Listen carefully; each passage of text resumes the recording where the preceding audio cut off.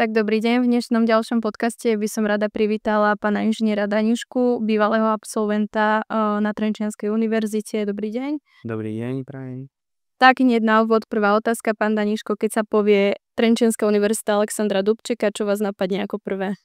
Tak samozrejme, krásne spomienky na vysokoškolské štúdium, veľa kamarátov, spolužiakov, ktorých sme tu mali, aj samozrejme učiteľov, ktorí sa nám snažili vždy pomôcť, ale aj trochu na tie stresy zo skúšok, čo sme mávali. Takže predpokladám, že vaša skúsenosť s touto školou bola pozitívna? Áno, veľmi pozitívna. Ja to vždy hovorím, keď človek študuje, alebo mladý človek študuje, tak je to také predĺženie detstva, pretože keď už človek raz začne chodiť do práce, tak už začínajú starosti. Takže som veľmi rád, že som tu mohol študovať a mám na to krásne spomienky.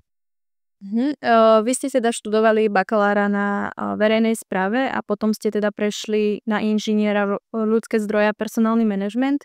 Viete nám povedať, či sa vám ťažko prechádzalo na tento odbor, alebo bolo tam niečo nové, čo vás možno prekvapilo? V podstate sa mi prechádzalo úplne v poriadku, bez nejakých komplikácií. Sú to podobné študijné odbory, takže nepociťoval som nejaký razantný krok. Takže keďže ste úspešne ukončili štúdium na Trenčianskej univerzite, aké boli potom vaše ďalšie kroky? Tak počas vysokoškolského štúdia a cez letné prázdniny som chodil na program Work and Travel do Spojených štátov amerických, kde som pracoval a cestoval, a tak som to spravil aj po inžinierskom štúdiu.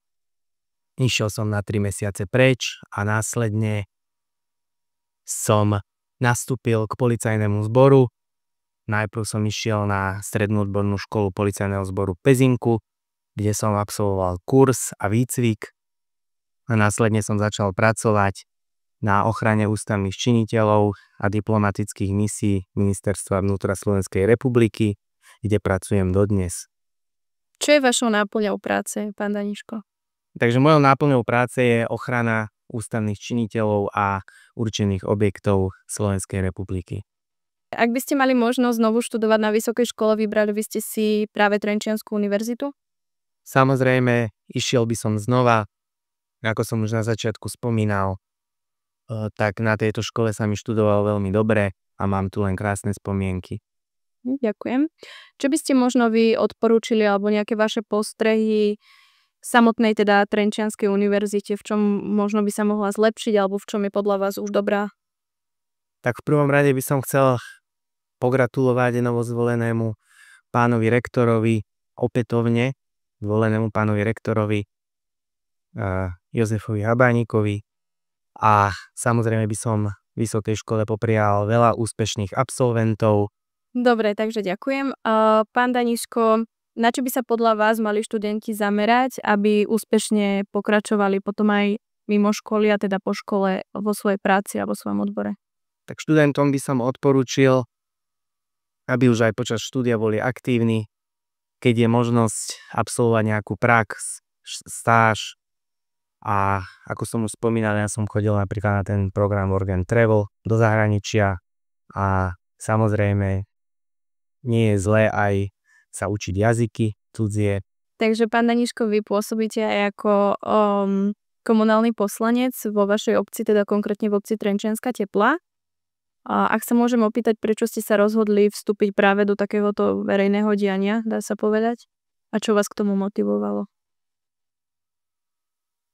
Boli sme tam mladá partia ľudí, kamarátov, čo sme sa poznali od malička v obci, tak sme si povedali, že teda vyskúšame to, pôjdeme spolu kandidovať. Mal som tam už aj kolegov, ktorí tam už jedno volebné obdobie boli, takže som aj vycítil, že by som mohol byť úspešný vo voľbách. Aj som bol. Takže mojou víziou bolo pomáhať ľuďom, rozvíjať nejakú tú obec a hlavne byť jedna partia. Takže ďakujeme vám, že ste zodpovedali naše otázky, a možno na záver také nejaké vaše múdro alebo nejaké motto, ktoré by ste chceli odkázať alebo ktorým sa možno riadite? Tak celkovo by som chcel odkázať hlavne mladým ľuďom, aby študovali, keď ich to baví a išli za svojím cieľom, aj keď nie vždy to bude jednoduché.